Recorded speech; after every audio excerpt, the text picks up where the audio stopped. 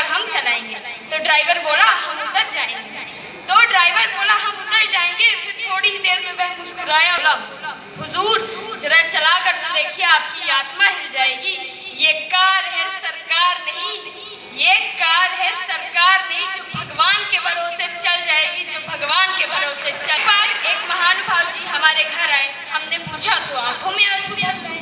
कहा रिश्वत लेते पकड़ गए हैं, भ्रष्टाचार समिति वाले अकड़ गए हैं, और मैं सच कहता हूँ मैंने मांगी न थी, देने वाला खुद से दे रहा था और पकड़ने वालों को लगा कि मैं ले रहा था। अब आप ही बताइए हुजूर, भला ग्रह आदि लक्ष्मी को कौन ठुकराता है?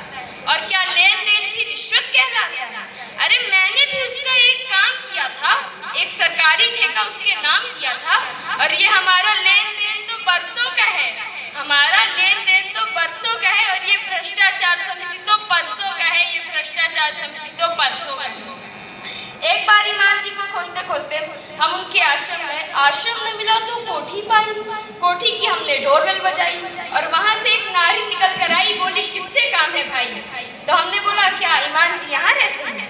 तो उन्होंने बोला जी नहीं, उनको गुजरे तो बरसों हो गए, यहाँ तो बेईमान जी रहते हैं, और मैं उनकी बीवी हूँ, लोग मुझे महंगाई कहते हैं। तो हमने पूछा उनकी एक छोटी सी बेटी थी। बोले जी हाँ गरीबी, वो पीछे वाली झोपड़ी में रहती है, उसने हिंदी के टीचर से शादी कर ली, अपनी रेशम सी जवानी खादी कर ली, और 50 वर्षों में पूतों के ढेर लगाए, पर हमारा तो एक ही सबूत है भ्रष्टाचार।